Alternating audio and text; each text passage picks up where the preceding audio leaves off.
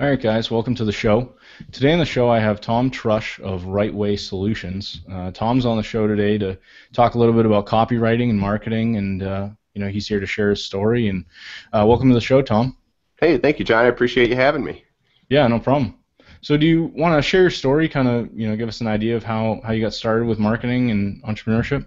Yeah, sure. I, growing up, I really didn't know what I wanted to do or wanted to be, and I always, I love sports, and so once I got into college, I took a course that helped me try to figure out what I wanted to be, and from that, it was kind of like I determined I wanted to be a journalist, and specifically a sports journalist, and cover. I really like basketball, so I thought, well, I'm going to be a sports journalist, cover NBA games because those guys, man, they get the best seat in the house. They sit at the press tables, be great and talk to athletes and stuff. So that was my initial plan. And while in college, I got an internship at a magazine and covered some sports, and it was mostly like fitness related, like health and fitness related, like triathlons, running events, that kind of stuff. And I kind of quickly realized that maybe this journalist thing, it's not quite what I want to do. Right. And as I started looking, after I had this internship, at least I had the experience, and started looking some other places and found this position as an editor at a newswire service. And it was here in Arizona, in Scottsdale. And basically what we did is we received press releases from companies and then helped distribute those press releases out to various points in the world. And after being in the newsroom for a few years, I then became the newsroom supervisor. And so I got to see a lot of press releases and what companies were doing essentially to promote themselves in their marketing. And I started looking at the copy, and I was like, man, this stuff really, it's not all that great. And I know, they've got some people with some high salary positions writing this copy, and I just think I can do better. And we would occasionally have people calling into the newsroom saying, we really don't want to write this. Do you know somebody who could? And a lot of times I had to turn it down because it'd be a conflict of interest. And then, but what started happening is like in 2001, I thought, well, I'm going to start doing this on my own and start taking some of these opportunities. So I created a company, started doing a little freelancing on the side, still wrote some articles for some magazines and newspapers and stuff, but then started taking on some of these clients that were calling into the newsroom, and I did it kind of quiet. I'd call them back at the end of the day and say, hey, we got to keep this quiet, but I'll help you write. And so I started doing these press releases for companies, and then I started really getting this entrepreneurial itch. Like, man, I don't want to sit here in the newsroom. I mean, this stuff writing for other people is fun. I'd rather have my own business and just focus on my own stuff. So at the end of 2004, I made the decision to leave that company and set out on my own. And it was nice. It was a nice way to do it because I already had some clients. And I mean, granted, I was still nervous. It still got me a little scared, especially because right after I quit my job, we found out my wife was pregnant with our first daughter. I was like, oh, this really's got to work. Yeah. But that's kind of how I got into it. Just seeing opportunity out there, seeing the copy that a lot of companies were using, and just really like most entrepreneurs, thinking, man, I can do it better. And so, I just started writing and studying copy and, really thinking about how can I create copy that's helping set companies apart. So. Right. Yeah, that's awesome. So, I mean, you kind of like fell into this through just sort of your, growing up and seeing what basically other companies weren't really doing so well with it, and you saw a way that you could kind of cater to that market. Yeah, I mean, from what I saw is that most of the copy, it all sounds the same. And really, and there weren't many companies doing anything to help set themselves apart from the competition. And granted, in a newsroom setting, you're getting press releases, news releases, and those have to have certain characteristics with them, certain formats. So yes, they're going to look the same, but still, I felt like there was just something missing. There was a better way that companies could create copy to help attract attention, create some clients or customers out of it. Right. Yeah, that's awesome. So, I mean, I guess if you want, we could dive into these questions. I know for those of you listening, Tom was gracious enough to send me this list of like great general questions on marketing, and I thought we would just go through them. It's really kind of very general topics, but a lot of stuff that I don't think some of my other past interviews haven't really been some of these topics haven't been covered. Is basically what I'm trying to say. So I guess first off, what are some of the common mistakes you see when companies, that companies are making with some of their marketing materials? Well, I think the first thing to realize is the whole idea of trust. I mean, most people are going into a situation when they're looking at marketing or they're dealing with a company that they're not familiar with. They don't exactly trust that company. I mean, nowadays you can walk into any room and, say you're giving a presentation or something. You got a group of business owners, entrepreneurs, and you ask them a question, say, walk in there and say, hey, when you walk into a new situation, especially when a company's involved, do you walk in with a lot of trust? Do you trust that company that you're dealing with? And not many are going to say that they do. And so your marketing really has to first establish trust. And so that's one of the biggest mistakes that I see with companies is their marketing does nothing to establish trust first off. I mean, it's more about here's a message about us. We do this, we do that. We've been in business this long. Blah blah blah blah. It's all that stuff, but there's nothing that's focused on the prospects. And so you got to think about it. When it comes to trust, there are three things. I mean, three essential items that help us establish trust or help somebody believe that they can trust us. And so the first one is like previous behavior. We can look at past behavior, and that helps us determine what future actions, how they might act in the future. And then the second thing is capabilities. Say for example, you're dealing with an auto mechanic. Well, I trust my auto mechanic to fix my stuff. One, because of past behavior, but then also I understand he has some capabilities. He can, if I got a cracked gas line or whatever, he can fix that because he's an auto mechanic. So I understand his capabilities. But then the third part of trust is something that's really overlooked, and that's if we share a common goal, then I trust that we'll work together to get there. And that's where the disconnect is with marketing. Your goal is to generate business, to get some new clients, whereas your prospect's goal is to solve a problem.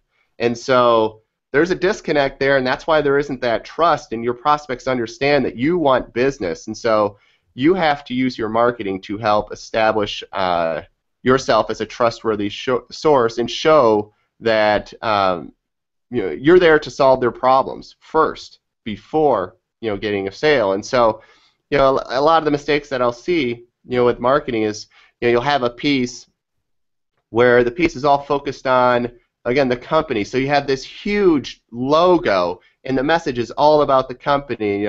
XYZ company can do this. We've been in business for this many years. And then maybe there's a website or something to go visit, but there's no type of offer or anything. There's no type of information that helps solve a problem right off the bat. It's just come do business with us because we're great. Right. And so that's a big mistake that I see companies making. Huh. Yeah, I mean, it is interesting to think about, and I'm sure I've seen it plenty of places as well. I mean, and that trust factor too is really important. I mean, like you gave the example with the auto mechanic. I know that even for me, I recently moved, into a condo in June, about 30 miles from where I was living with my folks, and I've thought about, well, now I've got to go find a new mechanic, and I don't really know these people, and I've got to base it off either maybe other reviews or, basically, I might just end up going back to my original mechanic just because I'm so familiar with them and I already have that trust built with them.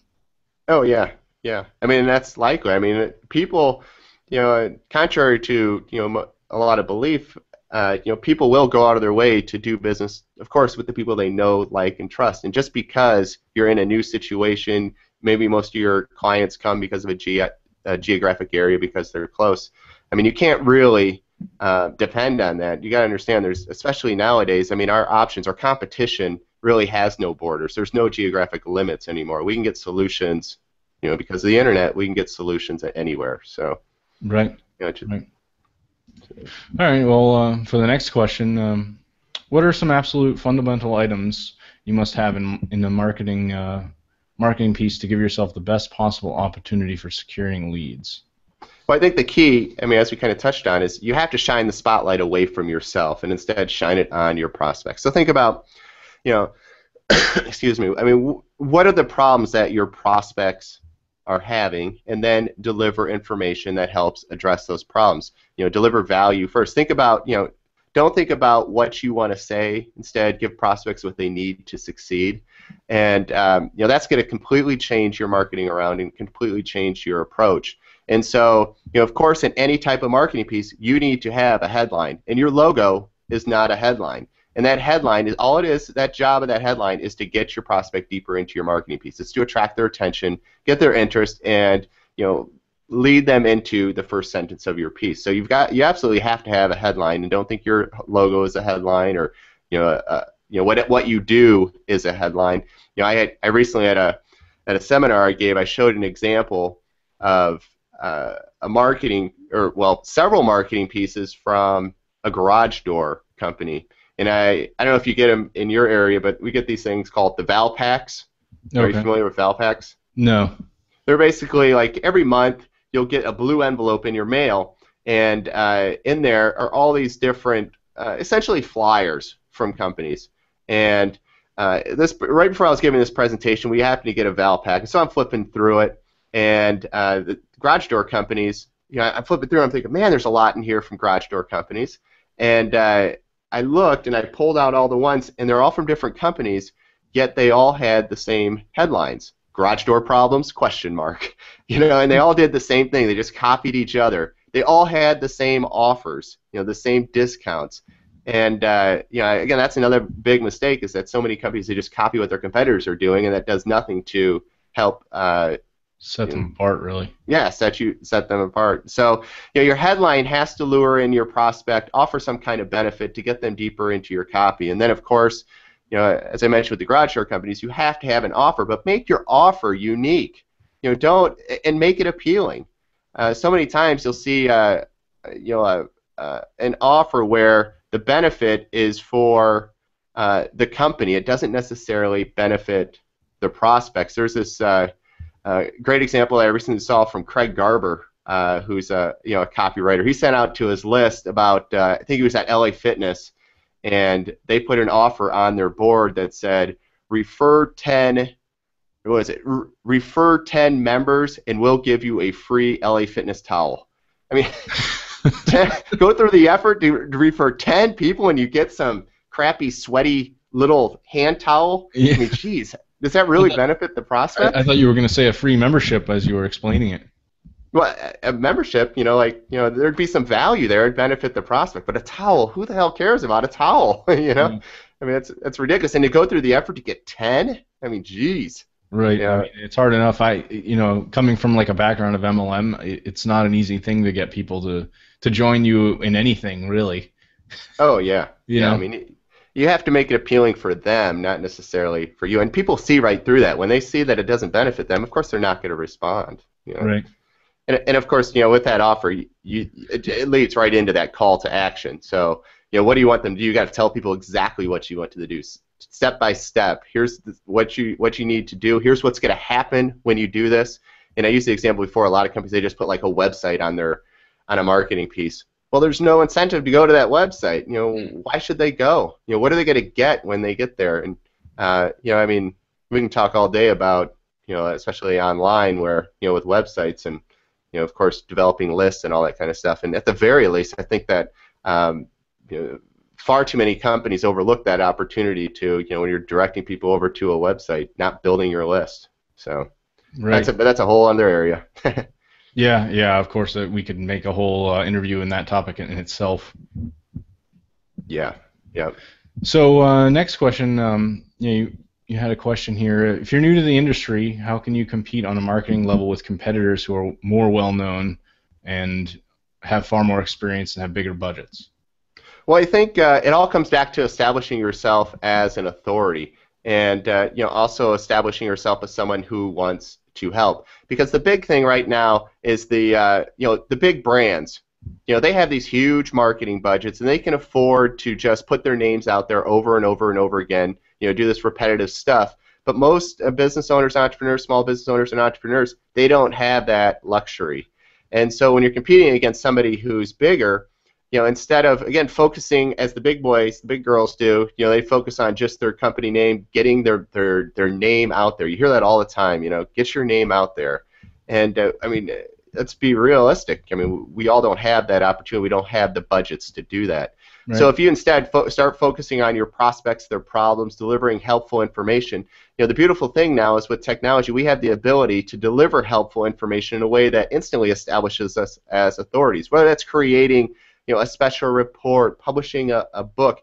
I mean, John, exactly what you're doing, interviewing experts in your industry. I mean, you get that third-party endorsement, even if you're brand new and you're talking to somebody in your industry, a name that your prospects would recognize, you've immediately now linked yourself with that person, and it's Yep. helped establish, credibility. And so anybody can do that. Anybody can do, interviews. Anybody can create helpful information that helps people. And another tool is use the media to your advantage. I mean, you have these tools, free tools like Haro, Help a Reporter Out, where you've got media putting out inquiries all the time, looking for sources. And from a prospect perspective, what's more believable? In we'll just use like a newspaper for example. What's more believable? In a paid advertising spot or a spot where there's an article that you've been featured in or you've been used as a source. I mean, it's much more believable. It gives you more credibility, and those opportunities are out there all over. And when it comes to media, the opportunities you have are virtually limitless, and you can start small, start local. To build up the momentum. Just start with a little newspaper. And I'm a big believer that no media outlet is too small. Mm. Because you can use those opportunities to help build your credibility with bigger publications. And it's your prospects aren't necessarily going to know what a big outlet is and what a smaller publication is. I mean, they just know that, hey, somebody saw you as an authoritative source. They look to you to get information, and that's going to help establish you as a credible person. It's going to help establish trust. So, big opportunities there to beat the big boys and the big girls by just thinking about your prospects, delivering helpful information, and use some of these tools that we have available to help link yourself to other credible sources. Yeah, for sure, for sure. Yeah, I think that's great information. I mean, the more what I noticed too, I find it kind of interesting just on the topic of sort of the credibility is a lot of these blogs out there, once they've sort of been featured in other places, they'll put like the logos as featured in, and you're doing the same thing on your blog. If I head over to your blog, you've got like this whole banner where you're basically showing that you've got some authority by being associated with all these name brands that people will recognize and are familiar with. Oh yeah, yeah, yeah. I mean, and it's a good thing to do. I mean, I would argue. I mean, you kind of have to be careful on that. I mean, I see a lot of people do that. Where they'll just simply put out a press release, Mm. and then that press release a lot of times it automatically gets picked up by the media sources. It's not like they were featured or anything, but then they'll use those logos and stuff. So you kind of have to be careful. I mean, I try to put stuff on there that it's been featured. It's a source where if somebody goes there, they're actually going to see information where I'm the source that was interviewed for the information at that publication. So. Right, right. Now, I love this question. People are super busy and distracted a lot. What are some ways that you can keep them interested in your marketing? Well, I mean, it kind of goes back to another question. I think you have to stop talking about yourself. People don't care about you. They care about yourself. And Yeah, so you see, again, most marketing messages are focusing on a company. And so if you can take that spotlight off your company and focus on your prospects, you're naturally going to get more attention. Another thing that I encourage my clients to do is to think about your marketing in a way that it's incredibly valuable for your prospects. So they get a marketing piece of yours, or they, in this case, it's something physical that they have. Maybe it's an ad, maybe it's some kind of a flyer, maybe it's kind of a brochure. But look at that piece as being something so valuable that your prospects would cringe if they had to throw it away or if they lost it.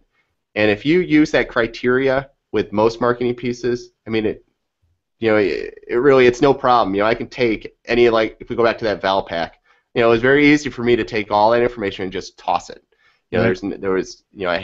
There was no appeal to it, and so you want to make sure that your marketing is so valuable that people would cringe that if they had to throw it away or if they lost it. And the only way to do that is to focus again on your prospects. And I use the analogy of being an artist. I mean, really, artists, when they start and they look to create a piece, they have this blank canvas, and that blank canvas is worthless. The value is determined by what they put on that canvas. And when you're creating marketing materials, it's the same thing. The value is determined by what you put on that piece of paper or what you put on that blank screen to create a website. And so you have this unlimited ability to deliver unlimited value to your prospects based on the information that you share in your marketing materials. Right, right. Yeah, no, that's good information for sure. Now, next question. What do you believe is the best way for business owners and entrepreneurs to attract more leads? Well, I think you have to give before you receive. And I mentioned earlier, stop thinking about what you want to say and give prospects what they need to succeed. I mean, that's really is key. But also you have to think about your marketing has to develop relationships before it can drive prospects or create prospects. Because again, it goes back to the trust. So much marketing, people see marketing. I mean, we're inundated with marketing messages that if you're going to get yours to stand out, you really have to have something that's going to appeal to that prospect and to help develop that relationship. Also think about with trust. Trust requires consistent communication, and because it creates familiarity. And so attracting more, when it comes down to attracting more leads, I'm not a believer of you have to keep forcing your message out in front of people. Like, a lot of advertising execs want you to believe that you have to see an ad 7 times or whatever their number is before people are going to respond to it. I think that's garbage. I mean, that's Right. the biggest lie in advertising. And marketing too. I mean, if your message is appealing, the first time somebody sees it, you're going to have their interest, and they may then respond. But if you have garbage marketing out there, nobody's going to reply to it the more times they see it. My kids, they can't stand spinach. They don't like to eat it. If I put it in front of them 10 times, 15, 20 times, they're still not going to eat it. It doesn't Right, change. right. I mean, it's the same thing, with your marketing. So you have to, send out a consistent message, but don't necessarily use your marketing to immediately generate a sale. Deliver that value first, and then develop that relationship over time by putting a consistent, helpful, educational message in front of your prospects. Right. Yeah. No, I think that's great advice, and I mean that's sort of where I think a lot of entrepreneurs out there are seeing success by just giving and giving and giving, and being so helpful with people, and they feel the need. I mean, I know personally, I feel the need when I look at people. I don't know if you follow, say, like Pat Flynn of the Smart Passive Income. He's probably the best example I could think of, but he basically just gives away all this information for free, and as of only recently, like, launched his real first product, and he makes a substantial income through affiliate marketing because people feel that they're giving to him, and they just they reciprocate by buying through him or buying links through him when he's helpful about giving and providing information. Yeah, I mean, it's a great it's a great way to think about marketing. Give before you're going to receive, and a crazy thing happens when you do that is, people start looking for your information, and they start feeling like they know you. And I mean, that's another thing is, don't be afraid to share personal stories of triumph or personal stories of failure, because that's going to Yeah. help establish that bond, create this bond with your prospects, and people, they begin to feel like they know you. And you may run into some of your prospects out at like an event or something. They come up to you like your best buddies, and you Yeah. guys Yeah. have known each other for years, but you have no idea who the person is. I mean, it's a crazy feeling. But it's it's just kind of a testament to the style of marketing that if you decide to go that approach, I mean, it does happen quite a bit. Yeah, yeah. No, I've heard stories of, I'm sure if I keep going at the pace I'm going in a year or two, I would hope that, if I'm out somewhere at like one of these events or something, people will start, knowing who I am and getting myself out there. But obviously, it's all about consistency and, you know, Yeah, sticking to it. yeah, that consistency, it's definitely key. Yeah. Now, next question. In terms of email marketing, you mentioned email marketing is a low-cost way to reach people. What are some of your tips for writing effective emails? Well, I think first off is to understand, if you're not doing email marketing right now, I mean, you're crazy. Definitely do it. I mean, unfortunately, there's some, the major media out there, they keep announcing the death of email. It seems like every year. So I'm sure, let's see, we're end of November right now. I mean, let's look. Probably Wall Street Journal, or whatever, is going to announce this here, this year, because it happens every year at the end of the year that somebody's going to announce the death of email marketing. And Yeah. it's such a cost-effective way to communicate with prospects. I mean, we all have our phones, and we got our email on ourselves, at all times. And so, if you're delivering value with your email and not just a hype pitched message, looking to generate business all the time, email can be very effective for helping establish trust and credibility. Now, one thing with email marketing that I think is not talked about enough is that the idea of consistency. A lot of people, that the hesitation with doing email marketing is that they're afraid they're going to be labeled a spammer. And yeah, you will be labeled a spammer if all you're doing is putting out messages to generate business, to buy your stuff. But if you're really focusing on delivering helpful information, people are going to look forward to your emails. Also, if you're not consistent in sending out your emails, there's a chance you could be labeled a spammer. So I send out an email today, and then I wait 2 months, and then down the road I send another email out that's all about come buy my product or use my service. Well, who's really looking forward to that? They just received it. They haven't received anything from you in so long, and now they just received something from you, and they want you to open up your wallet. That's not going to be a very effective use of your email marketing. So I encourage people right off the bat, if you're going to do email, to do it consistently. Set up a schedule. I mean, for me, it's 1 to 2 times a week that I communicate with my prospects, and most of the message is just good educational stuff. I give away tips that I want people to go take, apply to their marketing, and go achieve success. Have some make a change to your marketing so that you see some increase in response, and I'll give it to you free. But you got to understand that giving your information away, giving your best tips, I encourage people to give away their best stuff. And you have people that hesitate on that because they think, well, if I give away my best information, people are not going to hire me. They don't need my product or service. But there's a big difference between knowing how to do something and then actually executing on it. I like to cook, and you could take a situation where me and Bobby Flay, we're in the same kitchen. Are you familiar with Bobby Flay? No.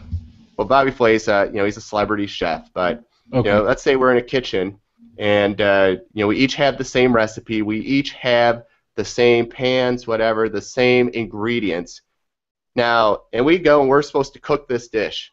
Well, I'll tell you what, I may know how to do it, but the end result is going to be completely different. His is going to be better than mine. It's going to look better. It's going to taste better than what I have, even though we had all the same materials. And so you got to remember with your prospects, there's this. They can know how to do something, but executing on it, it's not necessarily going to happen. In addition, do they really want to go through the hassle? Right. And so I encourage in your email, give away some of your best stuff, and in marketing in general, give away your best stuff. And also, if we talk about with email with your formatting, we know when we get an email in our inbox, a lot of times we know that that's coming if it's coming from a company. So in the subject line, it'll be something about a sale or something, and in the from line, it'll be the company name. I encourage people, regardless of the size of your company, is to start using your email as if you're talking to a friend, communicating with a friend. So, don't make it look like a marketing email. So you have all these great templates that you can use. They look beautiful. They take time to set up. You put some nice images in there. Yeah, I mean that's all fine and dandy, but when you're communicating with a friend over email, are you using those kind of templates?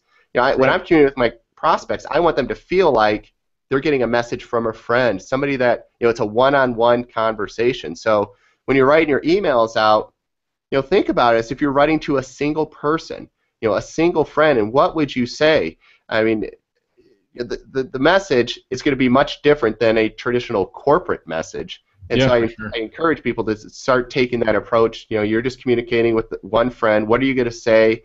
How are you going to convince them to do something or persuade them to do something? Because your approach is completely different with friends than it is when you're trying to create a, traditional corporate marketing message. And whatever you can do, get away from that traditional corporate garbage and start just talking with your prospects as if they're friends. And you'll notice you'll start getting responses on your email, people writing back, asking you questions. And those questions are then that's ammunition for your marketing in the future. You know exactly what your prospects are looking for because they're asking you questions about it. So Yeah. Yeah, no, I think that's a really good point, and it's interesting to think about, how I feel like there's definitely a lot of marketers who already have that approach. I yeah. follow, 20 plus some odd email lists, that I'm pretty frequent with in terms of reading, and a lot of them definitely have that approach where it's almost like they're sending that email out to a friend, even though it's very general, but they're not doing all these crazy things with templates or, making it all fancy. Yeah. Well, and I think sometimes because of the industry that we're in the marketing industry, we're kind of blinded. I mean, we see these strategies used, but then in the outside world and in other businesses, other industries, I mean, this is such it's foreign stuff. I mean, they think we got to have our logos. We have an email. It's got to open up. There's got to be our logo there, or a picture of our corporate offices, and all this kind of stuff. And when you open up those kind of emails, immediately in your mind something triggers out. This is some kind of a promotional message. I don't have time for this. Delete. Whereas the opposite approach, if it's coming from a friend, hey, maybe you might not have time for it in that instance, but you're going to save it. It's not going to instantly get the delete button because in the past you've delivered good, helpful information. There's been some value in your message. People have been able to take a tip or a strategy from your message that they've been able to apply immediately. And you do that enough, people are going to look forward to your emails. They're going to save your emails, and they're going to look forward when your name pops up in their inbox. They're going to look forward to seeing that. And Yeah, I mean, how many companies can say that that their emails when it comes in to an inbox that people are actually excited to see them. to get it, yeah. Yeah, Yeah. no, it's a good point. I mean, I sort of just take several practices in terms of like consistency, and I find that there's a few marketers, even some of the bigger name ones. I know there was one guy that I went through one of his training courses, but he literally emailed like once every 2 days, and I ended up unsubscribing because I was like, there's no way I have time to read these emails, and they were super long, like blog post content, Oh and yeah. I just send out an email once a week. I do like a paragraph, make it really short and simple. I don't pitch anybody in my emails. I send them only to pretty much interviews. That's like literally what I've been doing for the past 7 months, and then keep it very, very straightforward. If I do anything else, it's usually like maybe like I did an income report for October, so that seemed to do really well. I got some response from people like congratulations and things like that, and stuff that people would actually be interested in seeing, and seeing that I'm staying consistent. Oh, he posted a new episode, and then they're gonna go listen. Yeah, I mean, you're doing a great job of rewarding people for the time that they're taking to read your message. I mean, they're getting some value out of it. Maybe sometimes they're getting entertainment. I mean, that's good too.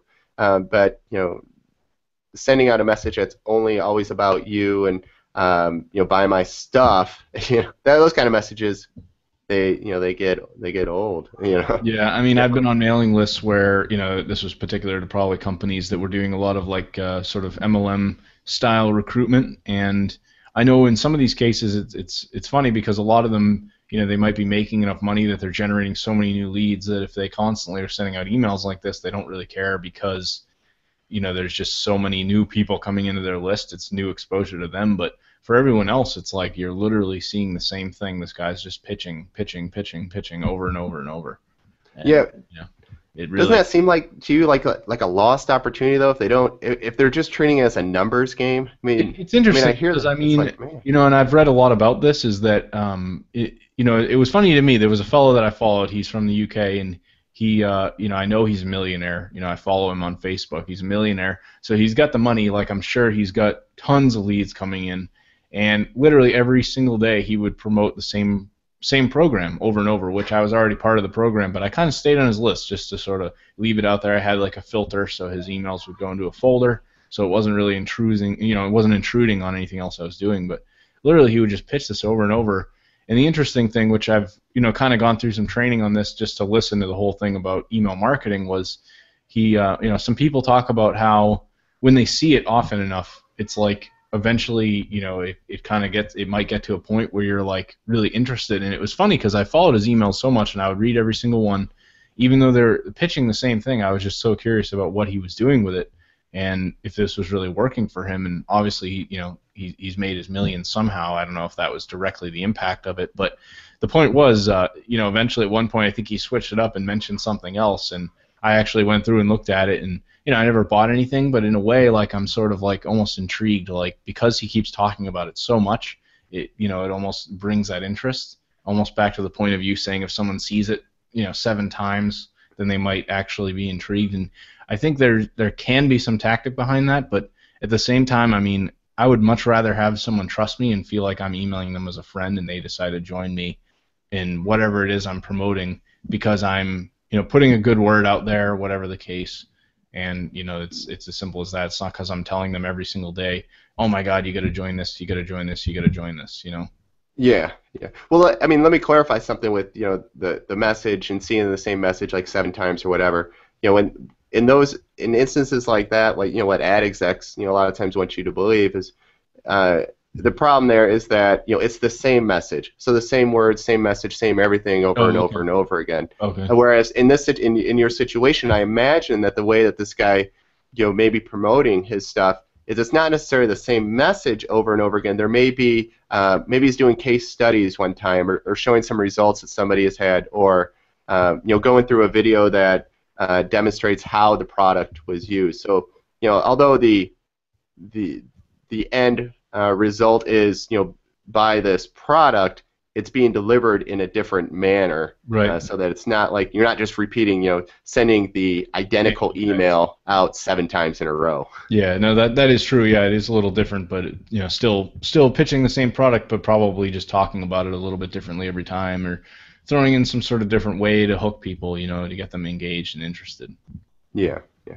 Well, I mean, I know, for me, I mean, obviously, when I'm sending out emails, the end result, I want people to hire me to write their copy. I mean, Yeah. so every email, there is that underlying theme, but don't go about the process by just saying, hey, hire me to write, I'll write lead capturing marketing materials for you.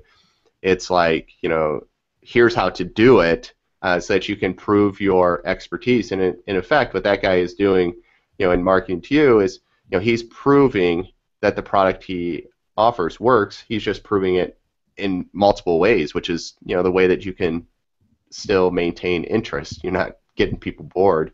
And I'm Right. sure people can get an educational message out of that, get some tips, things that they can do as well. Right. Yeah, I mean, everybody has a different approach on it, and I think depending on what it is you're trying to accomplish, I mean, it might work. I mean, I think in his case, he's probably, this particular person is probably more out there to get people signing up and actually make money out of this type of system, whereas other people are looking to build relationships and build something more substantial. I mean, I remember, I think at one point the same fellow, I messaged him on Facebook and asked a question about something, and he said, oh, are you on my team? Like, he doesn't even know whether or not I've signed up because he sends that many, and it's like, how bad is that? But he has hundreds of people that have signed up because he has that ability to spend so much money and get so many new prospects coming in and people signing up for the system on like autopilot from him.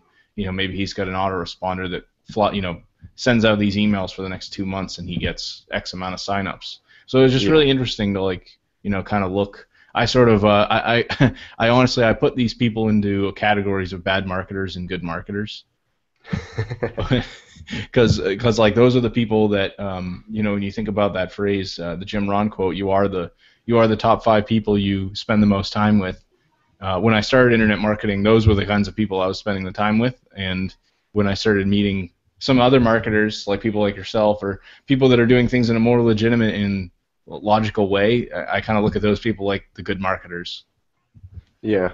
So. Well, I mean, and the reality is, I mean, you can't appeal to everybody. I mean, and True. your message, you can give the same message to two, the identical message to 2 people, and those 2 people are going to walk away with completely different ideas or thoughts from it. So Yeah. you never really, I mean, you got to use the approach that you're comfortable with and understand that there's some people that just aren't going to get it.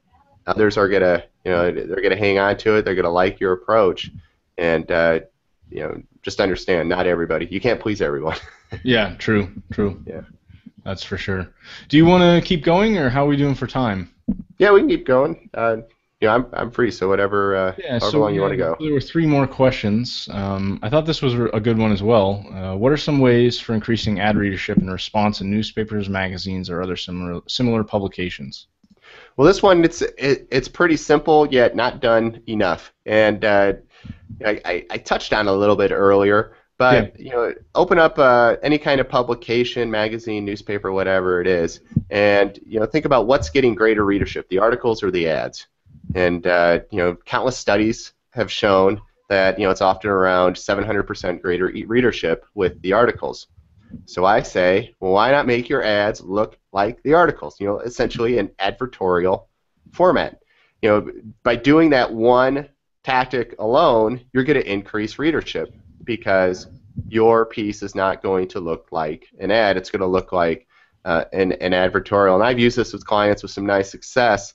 By simply looking, the one change being, I'll look at their ad, and they may not be getting the response they want. I say, well, let's switch this up a bit. Let's not make this look like an ad. Let's make it look like an advertorial or an editorial, and then use your ad to actually deliver helpful information. I mean, we all know when we're looking through a publication what's an ad. I mean, immediately, they stick out as an ad, and they stick out in a bad way. They stick out in a way in that we ignore it.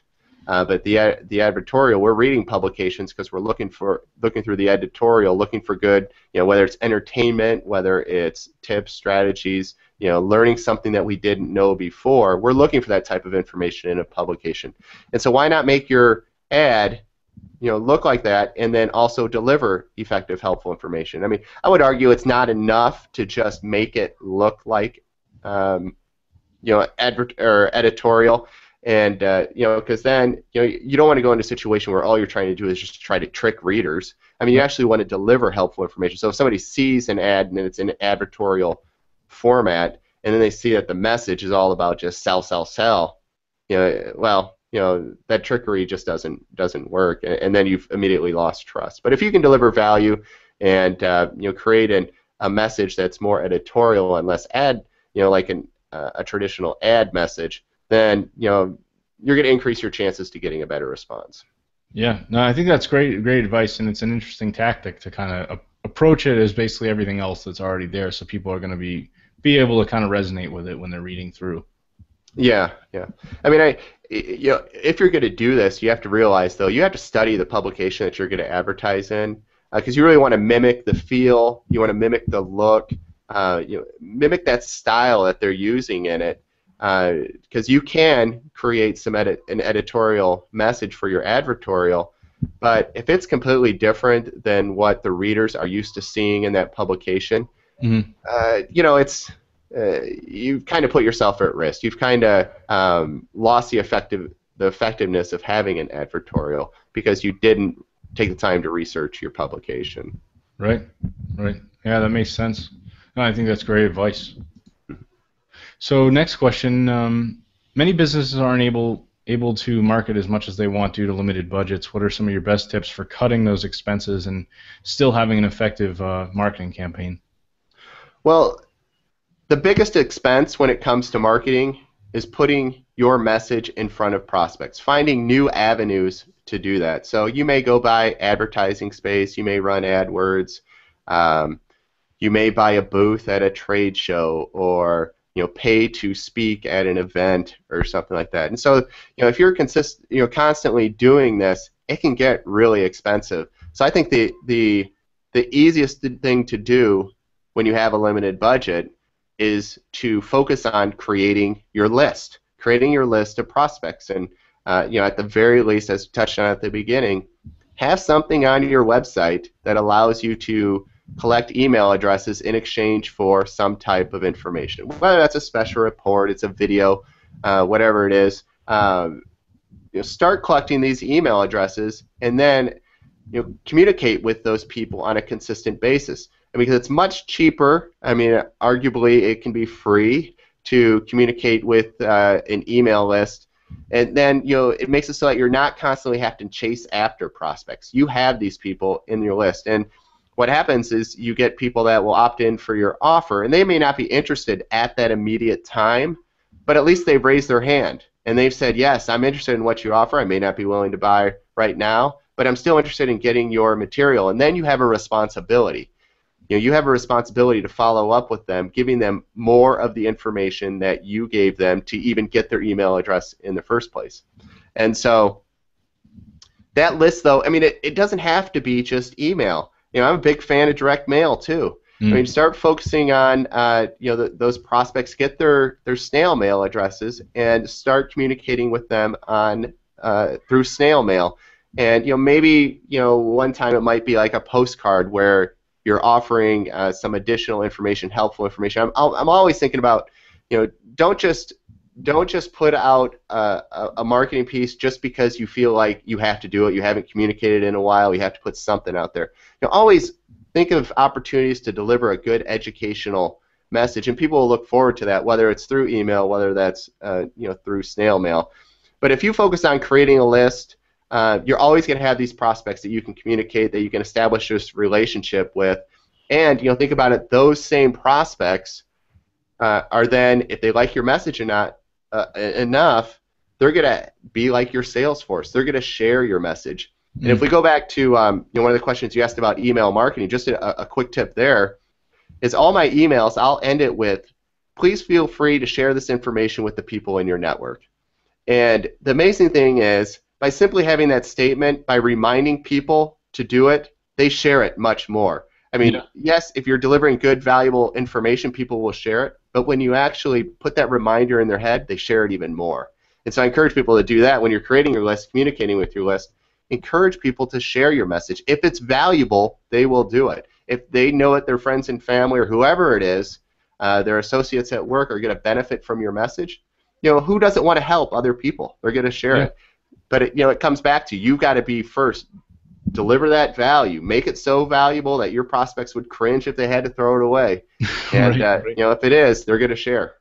Yeah, no, that's really good too, and I mean that's something I probably should even work on myself, like even with some older content, maybe going back and trying to get people to, spread the word of some of the older episodes, things like that, and older content maybe that I've written, things along those lines. But it definitely helps to ask. I know I did this campaign kind of test thing once where I actually sent out single emails to people just asking them to comment on a blog post, and doing that for a consistent amount of time, I was able to get 100 comments on a particular blog post. That's awesome. Yeah, I mean, it took a very long time to do that, but the idea was I was kind of in a non-pitchy way. I was trying this tactic. I was actually copying someone who I noticed had this going. They had a page with literally they were promoting a product for Twitter marketing, and they basically had this whole it was like a Facebook plugin where they had comments all down the page, hundreds of comments, and all of their shares on the page were like really high, like 6,000 Twitter shares or 6,000 Facebook shares. And when people come to that site and read what it's all about, and they see that there's all those people commenting and all those people sharing, they're going to kind of get this idea in their head where they're like, what is this? So they might be a little more intrigued and then decide to buy through her. So I sort of copied that model, and I did it for like a few months, and I just, I was able to make a couple affiliated sales with it. It probably was not worth the time and effort, but if I were to go back and do it again with other content, like the comment ID, I might be able to create something much bigger, make it appear to new audiences that I've got a lot more out there. And then at the same time, I was building relationships with some of those people. Oh yeah. Giving and there's value in that. Yeah, giving a helping hand in return too. That's the other key point to mention, is that I asked them to comment, but I didn't do it for free. I said I'll comment. I'll comment in exchange on something. If you send me a link, I'll share your stuff or whatever. Whatever the case. Yeah, law of reciprocity. Yeah. Yep. Well, and and all those shares and stuff. I mean, that's great social proof. I mean, somebody goes to a page like that, they see all the comments. I mean, nobody wants to be first. Nobody wants to be the first to share or to comment. But when they see everybody else doing it, they're like, oh, well, I guess it's okay, And then hey, so many other people have enjoyed this, shared it, whatever. Then I probably should as well. So it's like that snowball effect. Exactly. So, final question: is there a final tip you might be able to give to the listeners to help their marketing stand out in a world where people are easily distracted and often ignore marketing? Well, on this one, I mean, my biggest tip, the big takeaway for anybody who's creating their own marketing materials, is to remember that the best marketing often doesn't look like marketing. We touched on it before. We all know what marketing looks like because we're inundated with these messages every day. And so whatever you can do to make sure that your marketing doesn't look like marketing, whether it's something like this, doing interviews and stuff. I mean, this is marketing, Mm. but it's not the traditional look of marketing, or you're not delivering your marketing message in a traditional manner.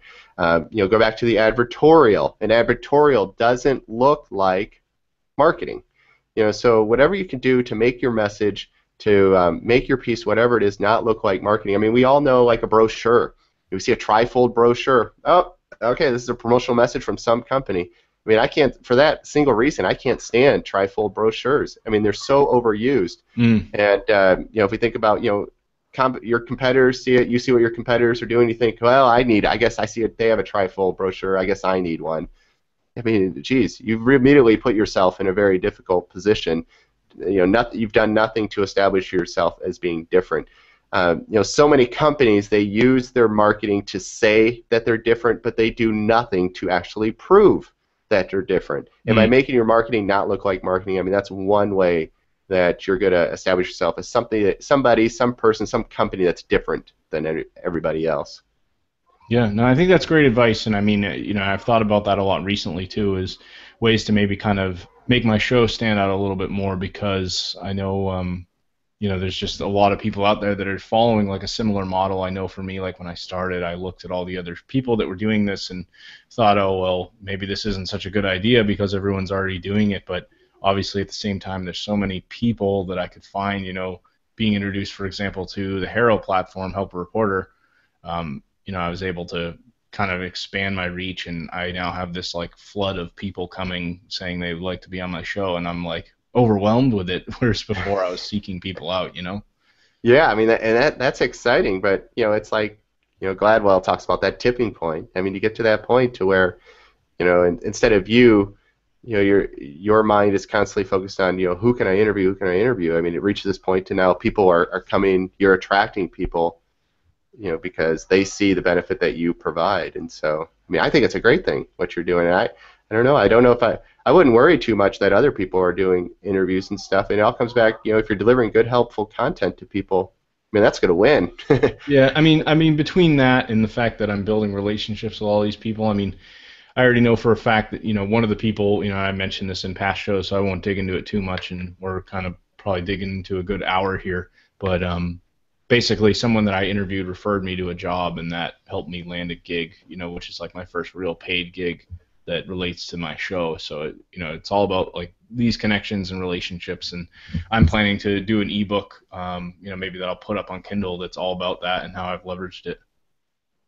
Yeah, I mean, that's awesome. And you put that ebook up, people are going to learn from your experiences. And Yep. it comes back, they're going to know you. They're Yeah. going Yeah. to read that and, hey, I know who John is. Yeah. Yep. So, All right. Well, I really appreciate you taking the time out of your. I guess for you, is it morning? I guess it's technically, is it yep, morning? it's It's still noon time morning. here. So, but Yeah, yeah, I appreciate you taking time out of your day, and hopefully we'll speak again soon. yeah. Well, thank you. Again, I appreciate you having me on. It was a lot of fun. All right. Talk to you later. Okay, we'll see you.